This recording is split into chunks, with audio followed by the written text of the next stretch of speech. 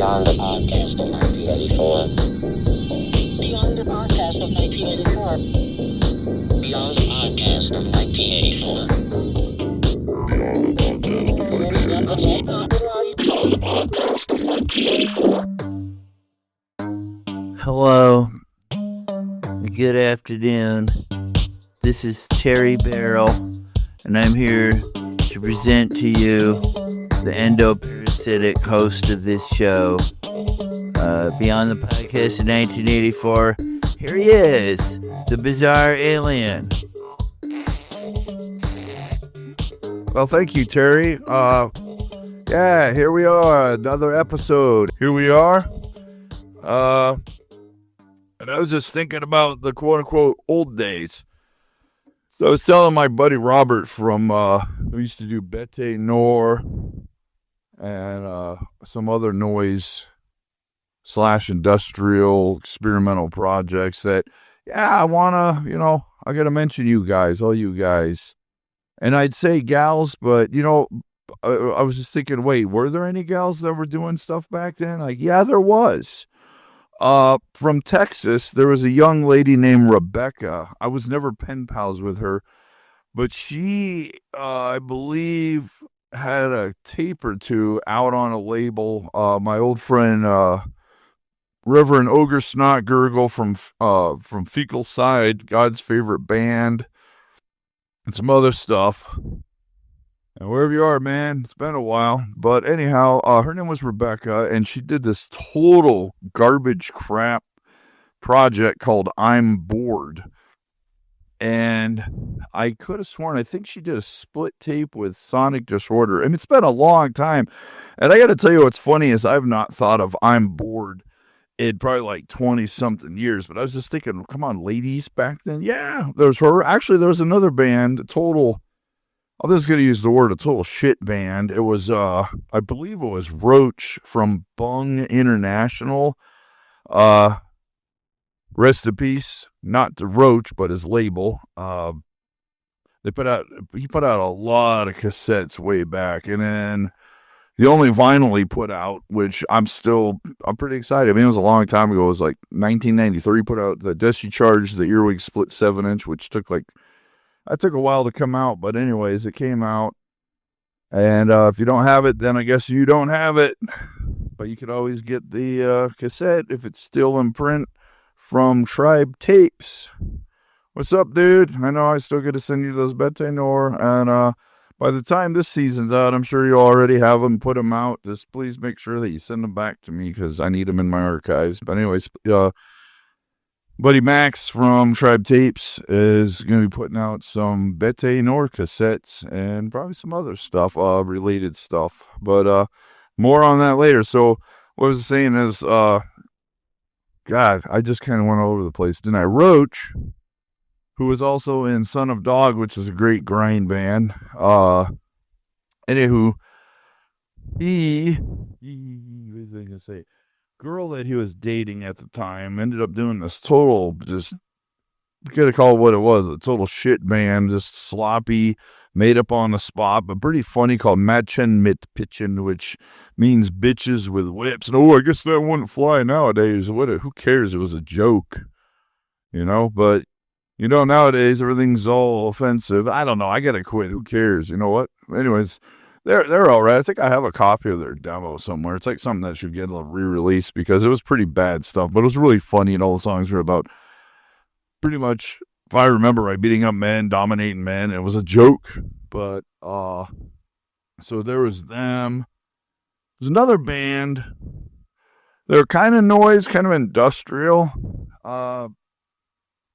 Pretty underground as far as I'm concerned. I can't even really find anything by them. I think I found one little thing about them, but this band from Australia is these two women, and I'm probably gonna get beeped out, so maybe I'll just spell it out. It was KUNT, which, yeah, that's the dreaded C word, which, if you actually know the original title, is not an offensive word. It's just that the Puritans came along and took it, and blah blah blah blah blah. Anyways, they're pretty cool.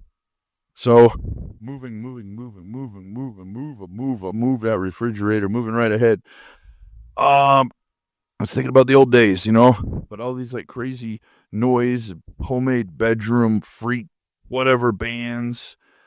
A lot of them were just one person doing them, you know. You had like Sonic Disorder, you had Bete Nor, Carnal Heat and Coitus, Miss You Mark, man. It's been a while.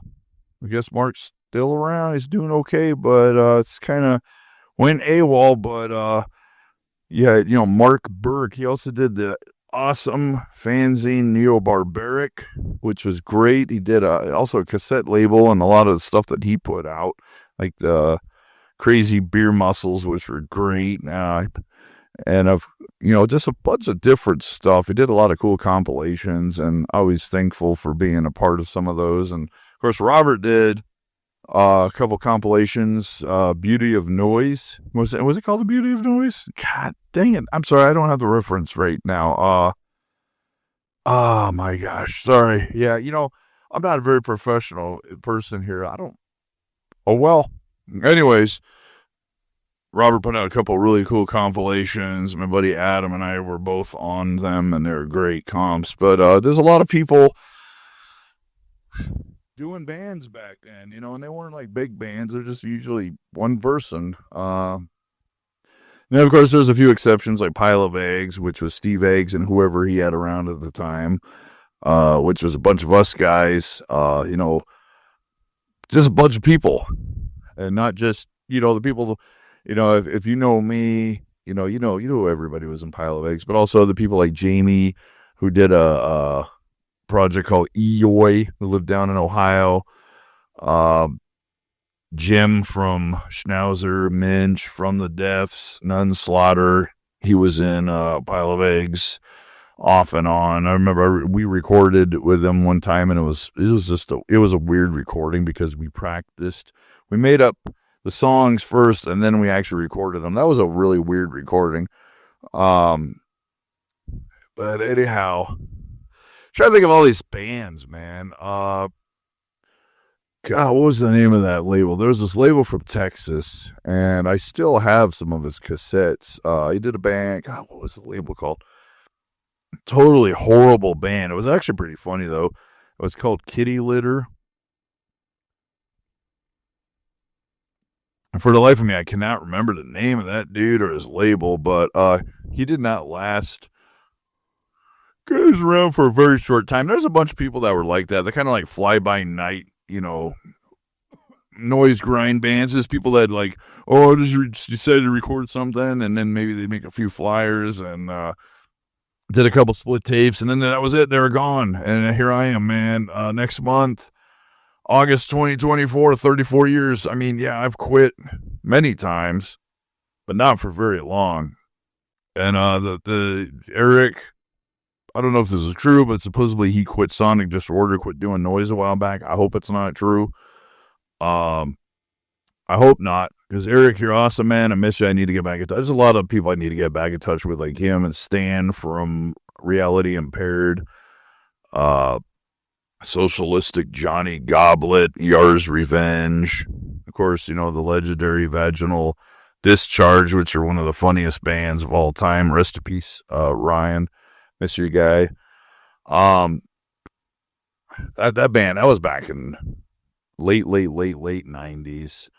But if you're going like way back, there was so many crazy, and I'm talking about all like the kind of like the grind noise bands, the noisecore stuff. You know, we had like Mixedema, which was pretty cool. I think that was the dude. I could be wrong. I keep thinking that was Damon Privet.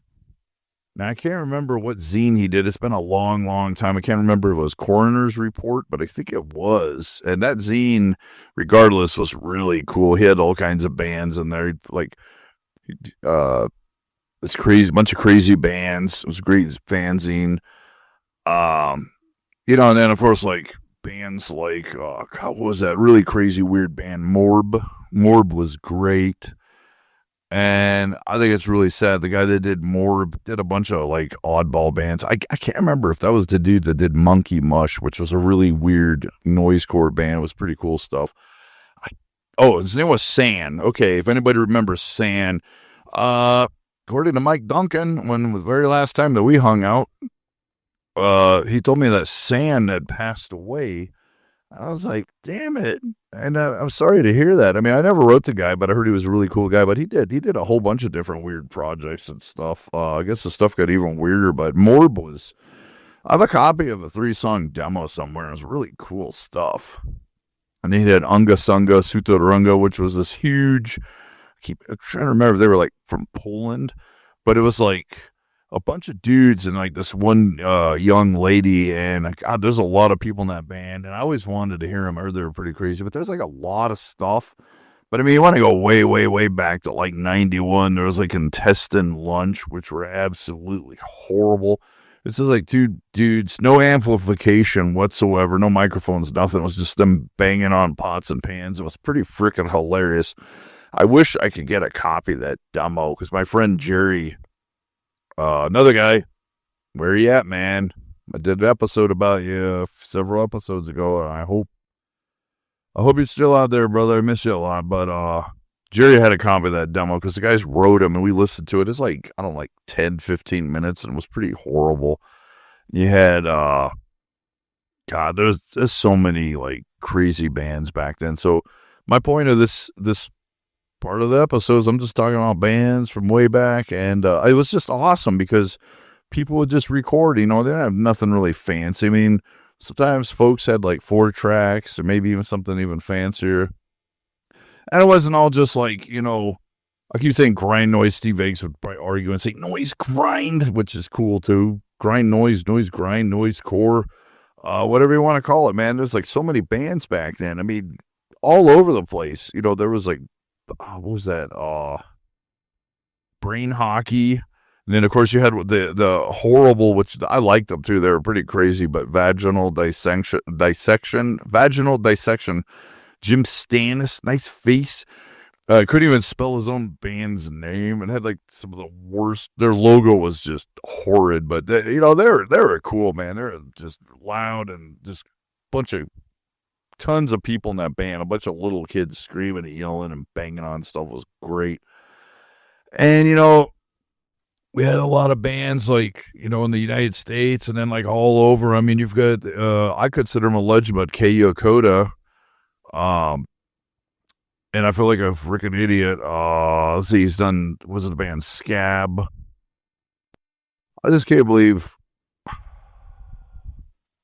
Yeah, I know my brain's not working, but anyways, Kay is still around. He's still recording noisecore stuff. He's doing electronic noise stuff, and I felt like such a poser that I have never written that dude, and yet I hear nothing but cool things about him. It's like, how hard is it to write a letter to Japan? Because I don't think he's online. I mean, if you look him up, you'll find his stuff, which is cool. I just wish I could remember the name of the band. I have like, Deadly Verity. It has been so long. I just found like another one of my Deadly Verity demos, but God, yeah, Deadly Verity, because his label was called Cat Move, and I think he's still doing that label, but it was like all this like Japanese stuff, and just a really super, super cool guy. I can't remember where I got those Deadly Verities. I don't remember if he sent them to me or somebody did, but anyways, it's like really cool, weird, like beats and stuff. It's kind of like noise, but just more like just odd, like really cool stuff. And then he had like, was a Total Noise band. So I'm Building of Gel, and there's a really beautiful cassette release that Jason from Chaotic Noise Productions put out years ago that I still have that cassette, and it's just some incredible, weird electronic noise stuff. And then just, going back, but all these people are like doing their own stuff, man. And it was like international, and there was a lot of tape trading going on. A lot of, people just photocopy their covers. Sometimes you get people that have like really slick, probably like access to a color copy or, something more fancy, but it was just cool, man. And, I don't know, I was pretty prolific back then. Like I said in my last episode, I was a little bummed and stuff, but I'm like, sometimes you just go through those phases of mass creativity, and then, I don't know, like I said, it's been a while. I still kind of do stuff. I do love talking about. And I've told people this right before I started the show. I said, yeah, when I do this show, I want to talk about some of the old days. And it's just like my buddy Bloody Mess does. He talks a lot about shows he's been to. Like he just did an episode. Probably it's not. I don't think it's his most recent episode, but he did one about seeing Waylon Jennings and Buddy Holly long time ago, and it was a really cool story. And that's what I'm kind of like doing here. I'm just talking about some of my own experiences and people I've known. And not all the bands back then were like noise or whatever, but you had like Vaginal Discharge, which were a really fun comedy acoustic duo with my buddies Stan playing acoustic guitar and then Ryan singing and then playing harmonica sometimes. It's just a really gifted band, and I honestly think that they should have been bigger than they were. But sadly, Ryan passed away because he had a heart attack. This was years ago, and I miss the guy a lot. And there's a beautiful page if you type in Vaginal Discharge tribute to Ryan. There's a really lovely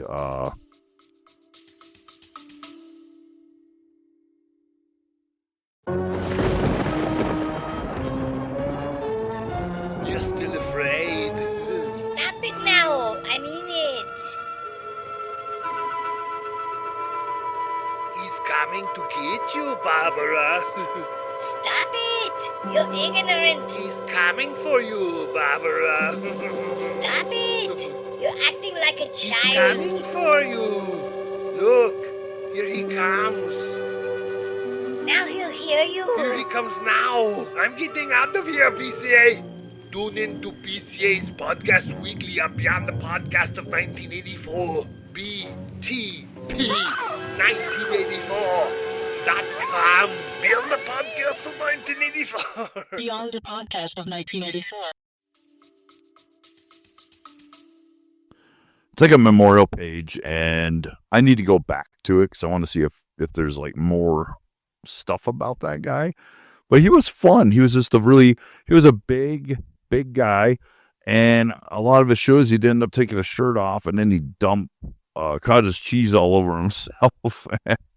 This guy is just awesome, man. But they were a part of the whole big DIY underground thing.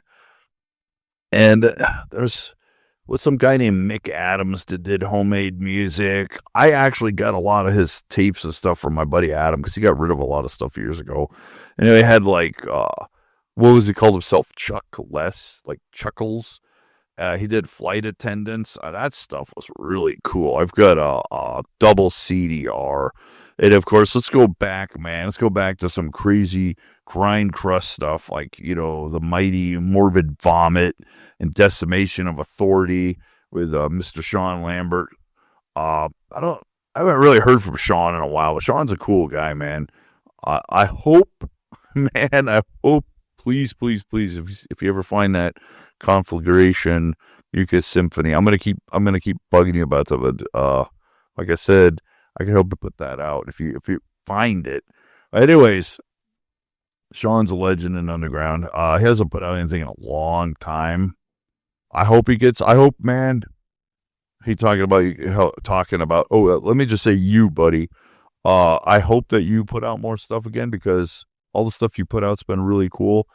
I'm still surprised you put out it wasn't Dismember Fetus. It was God, the other band. Now I'm having a brain farts right now. It's like another crazy band down from Colorado. And for the life of me, I'm having a brain fart right now. Anyways, I got the CD. I like it. Still think a lot of the song titles are really stupid, but hey, you know what? It's freedom of speech. If I can sit here listening to G.G. Allen and the Mentors, I can't sit here and complain about, like I used to. I used to hate Dismember Fetus and all that. It's like you listen to them, but it's like I like them. I like their music. But anyways, so yeah, tons of bands. Like my buddy Schizo 3. Really cool guy. And yeah, like I said, I'm not very professional here. I don't have a reference guide in front of me right now to, a lot of people, they do podcasts like, oh yeah, I do all my research. I promised that like how many episodes ago? This is episode 12. And, you know, this is the thing is, I'm a sporadic person. Like, I get into a conversation with somebody and I can just keep jumping around on different subject matters. I know that probably annoys some people. Well, guess what? Hey, I'll say it yet again. If you don't like it, don't talk to me. You don't like me, don't talk to me. You don't like my show, don't listen to it. Will I be defensive? Yeah, I'll be a little defensive because I love it. And I find out sometimes people talk smack about me. They don't like me. They think I'm this or that. It's like, good. If you have a problem, why don't you just at least say something? That's fine if you don't like me. I don't give a shit because I dealt with bullying and all kinds of crap when I was, you know, growing up. I dealt with that for years, and I don't care at all. It's like, if you don't like me, that's fine. I know some people do like me, and I don't mean to sound like an egotist here, but my whole point is, yeah, just thinking about the old days and all these bands. And so all I've been doing is mainly naming all these bands. There's so many more. I could do a whole, kind of like what, was it last podcast on the left does. They do all their shows about true crime and serial killers and stuff. And they've done some episodes that have basically gone up to 8 hours. Not like where you're sitting there for 8 hours, but you know what I mean, in parts. Like each episode's like an hour long, but they ended up doing like 8 hours worth. I could do that talking about the glorious days, and they are glorious. They're what kind of made me kind of helped who I am right now. You know, I'm 53 now, and I started doing noise when I was like 19, and it's a big part of my life. And I've seen a lot of people they were doing stuff for a while, and then they quit. Like we had Jason from Insomnia, and oh God, what was the label? It was Owl Records. I can't remember. Anyways, really nice guy.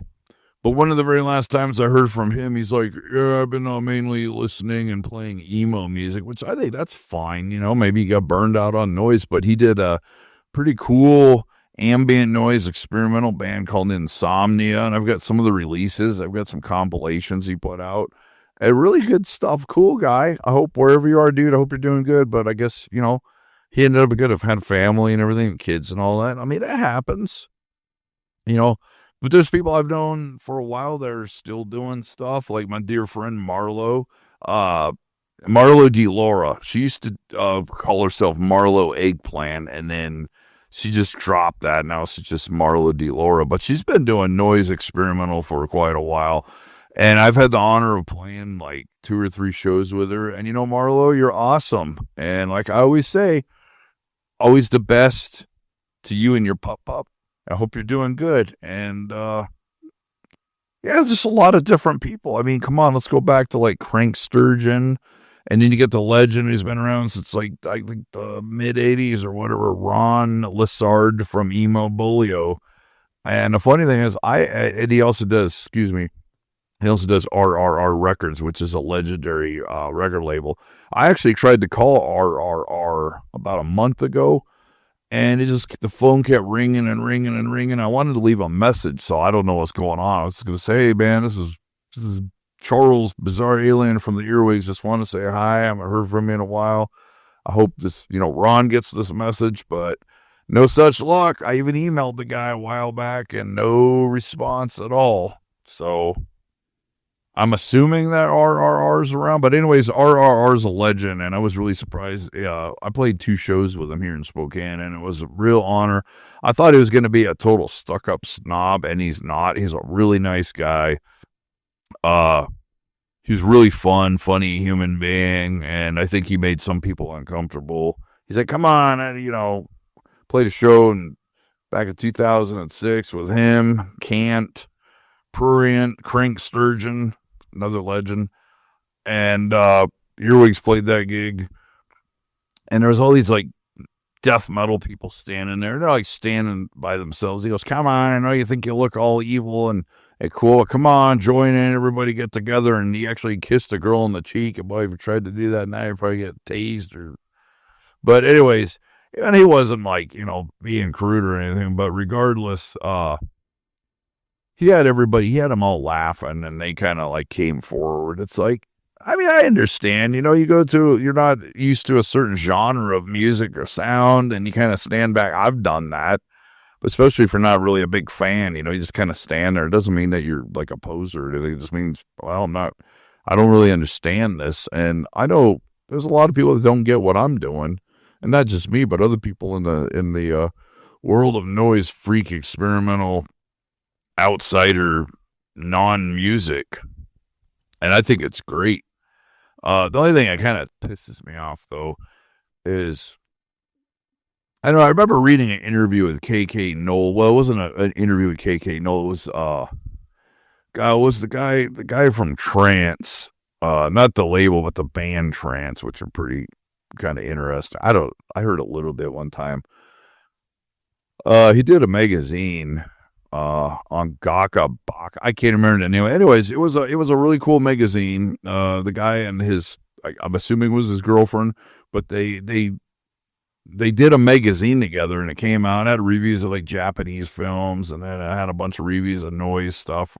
It was all Japanese. It was pretty cool. But he was writing about how he was down in San Francisco. He was playing a show. Oh, I'm sorry. Yeah, he did Charnel House label, which I wish I had some of that stuff in my collection. It's probably all like out of print now. But anyways, he was playing a show with KK Nolan. I guess KK Nolan ended up leaving because like, I'm not really into noise yet. The funny thing is he's done noise stuff himself. So I'm like, I don't really get that. I'm not ragging on a guy because I like, I've only ever heard a little bit, but I don't know if I'm pronouncing the name Zeni Giva or Zeni Geva, but they're not bad. I used to actually, I think I had one of their CDs or something. I got rid of it because I was like, but I think I would like it a lot better now. But anyways, I just got his collaboration CD with Jim Plotkin, which is actually pretty cool. It's like very ambient sound, sounding. It's pretty cool experimental stuff. It's like guitars and synth guitars and stuff, and it's pretty cool. But I don't know what was that all about. I don't know. I just thought, I was like, okay, you don't really like noise. You're making noise. You do some noise stuff, but then you don't even want to stick around and check out other people. But that's fine. But yeah, going back, to the quote unquote old days, I love it, and it really makes me happy when people get hold of me like, dude, I want to hear more stories and stuff. And it's been a lot of crazy stuff that's happened, and a lot of good stuff and some bad stuff. I mean, I can't tell you how many times I played a show and everything went wrong. It felt worse than Spinal Tap, but just playing a show and the PA would go out and nobody knew how to reset it. I did a show like that one night, and I think I played for like 3 minutes, and then it's like you could hear it. I haven't even put it out. It was a show I played at Object Space, and what really got me kind of ticked off, now I laugh about it, but the next band was already setting up. I'm like, and you could hear them too, test. I'm like, excuse me, I hadn't even like freaking, I was trying to figure out how to get my sound going again, and they didn't figure it out till later that the PA that most of the bands are using is like turned off, and they didn't know that you could reset it. But I played many shows like that where something go wrong, and in the last few shows I played, I vowed I wasn't going to get mad. It's like, if something goes wrong, I don't care. I'm still going to play, So I told a buddy of mine the other day, I don't care if I don't have any, the equipment doesn't work at all. I'm going to run around and kick stuff or just, do something, but I'm not going to stand there for like 10 minutes yelling because it's pointless. But it's always good to have a backup. So it's like, what's the point? So I got so mad at one night at one show, my buddy Adam gave me this really cool keyboard. And I got so mad because I didn't think it was working, and I threw it on the ground, and I jumped up and down, and I totally smashed it, which was really stupid. I wish I hadn't done that. I actually used that keyboard for some earlier conflagration stuff I did. I used there's a program on there. You could use drum pads, so I did a song doing that. I felt really bad. It was a cool keyboard, and I should have just freaking, put it to the side and then figured out what's going on with it later. But I didn't. And I don't do that at shows anymore. Also, since obviously I don't drink anymore.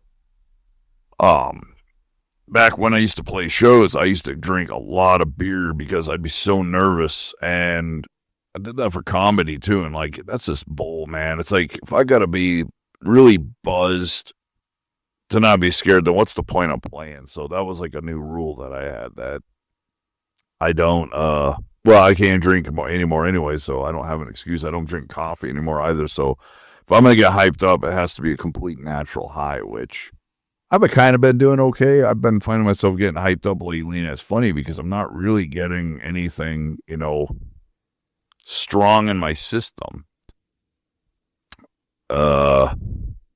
But yeah, this particular episode, I'm pretty much just talking about, bunch of old bands, and I apologize if I'm forgetting anybody. I mean, shoot, there are so many projects, and that's more like what they were, because I had a friend of mine tell me, like, you're not a real band. It's like, well, yeah, actually I am, because it's me, myself, and I don't need to have anybody else in a band. For a long time I did. I was trying to like find people. It's like, oh man, I want to be a real band. I'm like, what makes you not real? What, because I don't have other people? It's just me? Good. And the thing is, when you do your own project, you have your personality is the band. You know what I mean? It reflects your personality. And when you have a bunch of people, it doesn't really do that. But I don't think there's anything wrong having full bands, but I still give a big FOAD, FOAD, to people that trash on, I keep hearing this stupid, oh yeah, these one-man geek bedroom bands. It's like, screw you. Not everybody's cool, popular like you are, you freaking thug. Not everybody can get a band together. And obviously, since I'm it's kind of overwhelming, overbearing, whatever else people like to bitch about me sometimes. Yeah, I am. And that's why I do a band by myself. I don't want to do a band with any of you people out there. You know what? I don't want to. I've actually tried to get people to jam, and nobody wants to. It's like, good, fine. You know what? I'm just going to do it by myself, and I can do it. Shoot, I've been recording by myself for almost 34 years, and I'm not ragging on people. I understand. It's like, buddy of mine, I thought we were going to jam. He's like, yeah, I'm just real busy during the summer. That's cool. I don't take any offense to that. Maybe a tiny bit. Is that okay? It's like, maybe just a tiny bit. Not really. It's like, whatever. It sucks. People seem excited about something, and then, it's like, oh, well. I mean, let's face it. If you could walk, you could talk, you could breathe, you could think for yourself, you could do your own stuff, man. Look at Hazel. I can't even pronounce his name. Hazel Adkins, legend. He did all his music by himself, and that's kind of like what I'm doing. And I do actually do music off and on. Hoping to do more if I get all this recording crap going again. But yeah, there's been a lot of good times, man. There's a lot of bands that I remember way back, one-shot projects. He had TEK from Bulgaria. It was a notorious rip-off band. Had send us $5 for our head-ringing noise demo.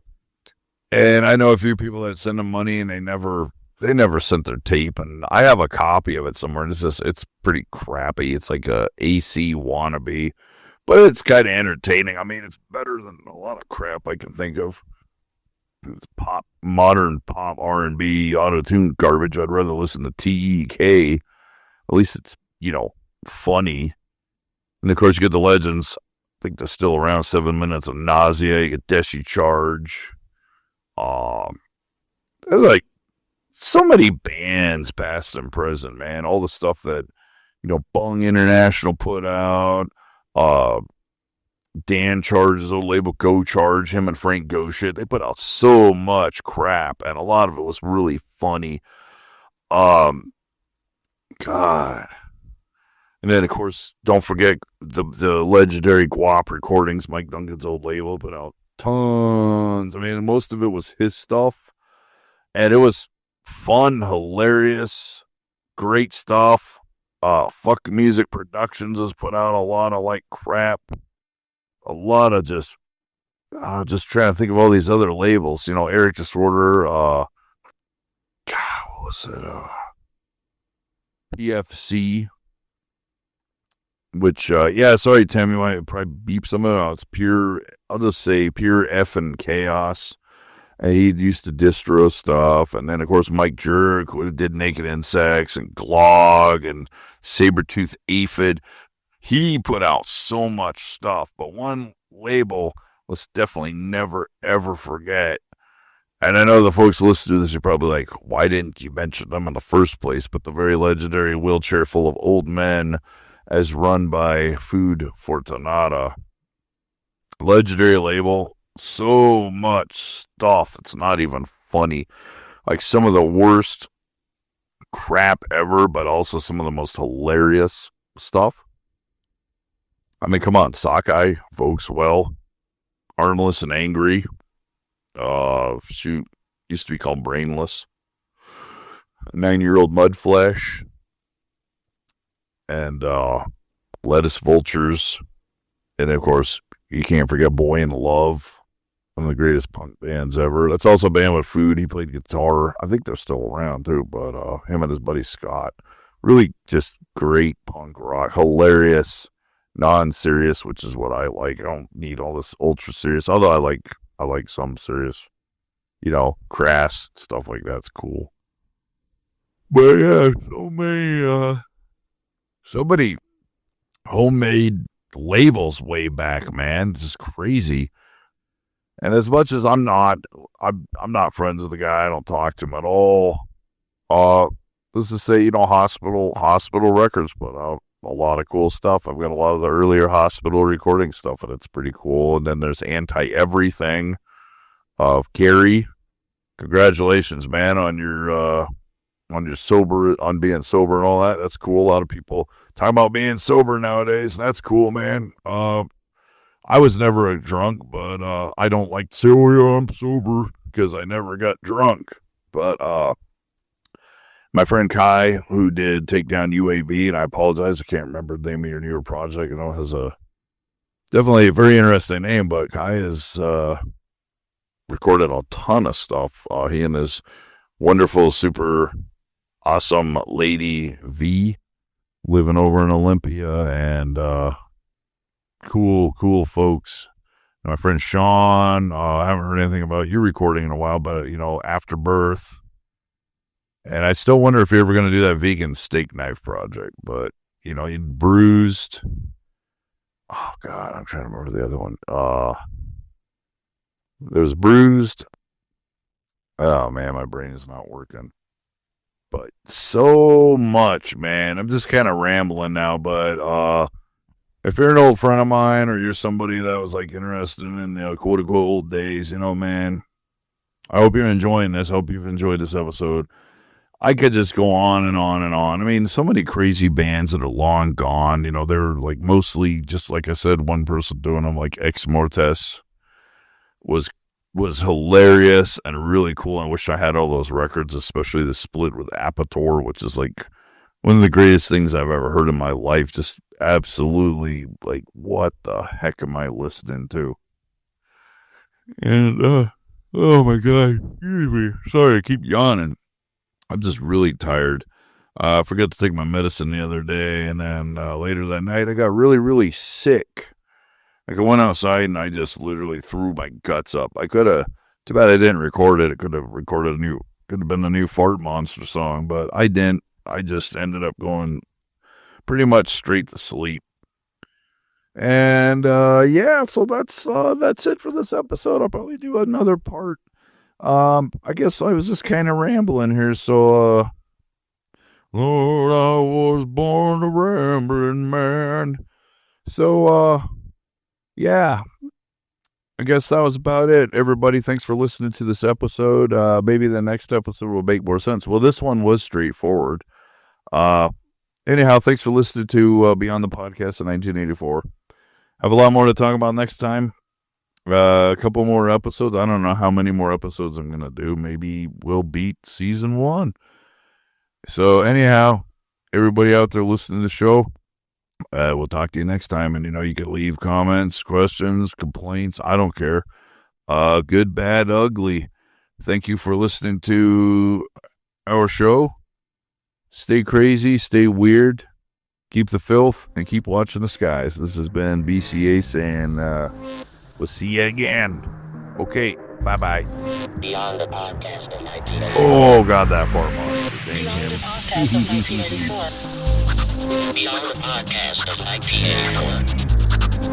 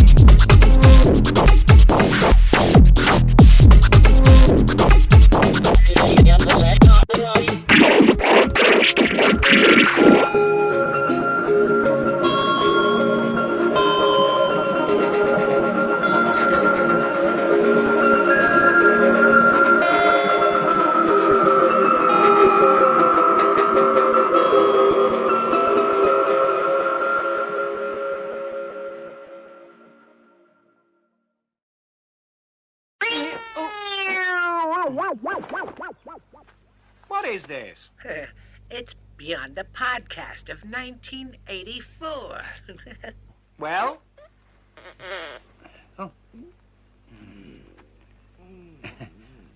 It's just BCA. Better not be. I warn you, for many years, I have been training as an acrobat. Know a lot of tricks. Well, then show us on btp1984.com. Of course I wouldn't. Hey!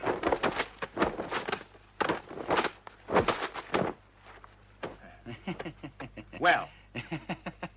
BCA finds it very hilarious. Maybe you could tune in and listen to the show, btp1984.com. Sure. What do you think I am? A fake? Are you a diehard fan of Beyond the Podcast of 1984? Do you want to show off your love for the podcast in style? Well, look no further. Introducing our exclusive podcast merch line. From t-shirts that will make you the envy of all your alien friends, to hats that will keep you looking freaky while repping your favorite podcast. We've got everything you need to take your Beyond the Podcast of 1984 fandom to the next level. So don't wait. Head to btp1984.com now and grab yourself some podcast merch before it's all gone. And remember, wearing BCA's merch will automatically make you funnier and more attractive. Get your Beyond the Podcast of 1984 merch today and join BCA's podcast revolution.